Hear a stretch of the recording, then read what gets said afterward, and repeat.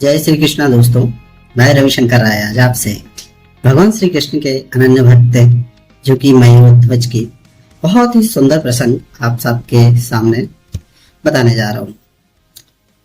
राजा बहुत धर्मात्मा थे और प्रभु श्री कृष्ण के प्रति उनका जो अनन्य प्रेम था। तो एक समय की बात है कि राजा युधिष्ठिर भी अश्वमेध यज्ञ कर रहे थे और यहाँ मयूरध्वज भी अश्वमेध यज्ञ का कर रहे थे। दोनों ने एक एक अश्व छोड़े हुए थे। तो भगवान श्री कृष्ण और अर्जुन युधिष्ठिर जी के अश्वमेध के घोड़े के पीछे पीछे दोनों चल रहे थे और वहां से राजा मयूरध्वज ने भी एक अश्व अपना छोड़ा हुआ था। तो रास्ते में दोनों का आपस में मिलना होता है, टकराव उनके बेटे से।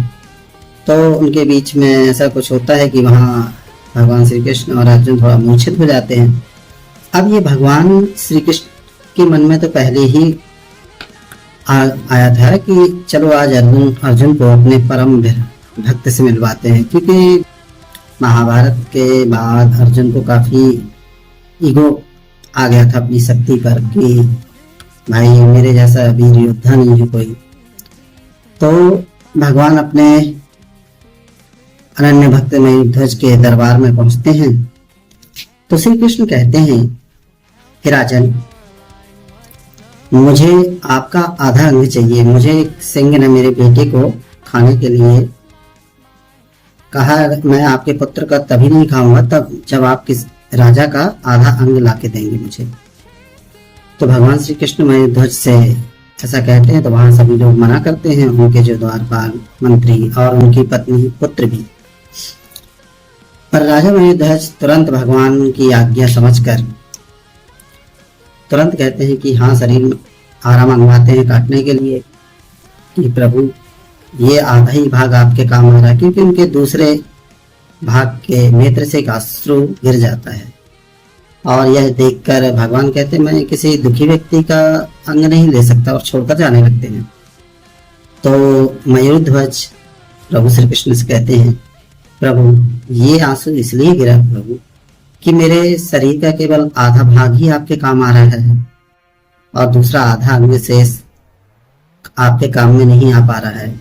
वहीं प्रभु श्री कृष्ण अपने स्वरूप में आ जाते हैं, शंख चक्र गदा जो इतना सुंदर है, मनमोहक है।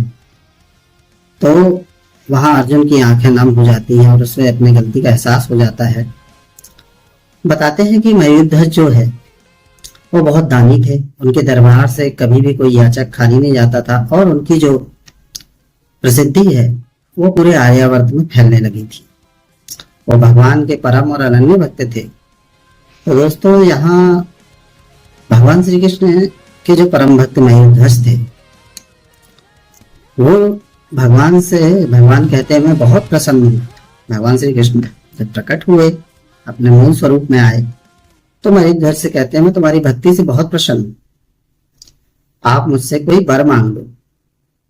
तो मयूरध्वज ने जगत के कल्याण के लिए प्रभु से यही कहा कि हे प्रभु, आप मुझ पर प्रसन्न हैं, पर आने वाले समय में कभी भी आप किसी भी भक्त की इतनी कठिन परीक्षा मत दीजिएगा। तो भगवान ने उनको तथास्तु बोलकर वरदान दे दिया। तो दोस्तों, यह कहानी, यह प्रसंग से हमें क्या शिक्षा मिलती है? शिक्षा यह है दोस्तों कि भगवान श्री कृष्ण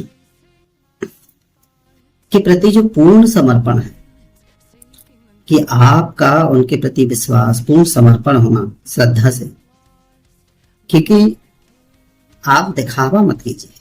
तो जीवन में ईश्वर के प्रति आप श्रद्धा और पूर्ण समर्पण के साथ उन्हें पुकारेंगे, वो अवश्य पहुंचते हैं, आपकी मदद करते हैं किसी न किसी रूप में। तो दोस्तों, अगर ये प्रसंग आपको बहुत पसंद आया हो तो प्लीज मेरे चैनल को लाइक एवं सब्सक्राइब कीजिए और अपने फ्रेंड के साथ शेयर कीजिए, साझा कीजिए। फिर मिलेंगे नेक्स्ट प्रसंग में, तब तक के लिए जय श्री कृष्णा दोस्तों।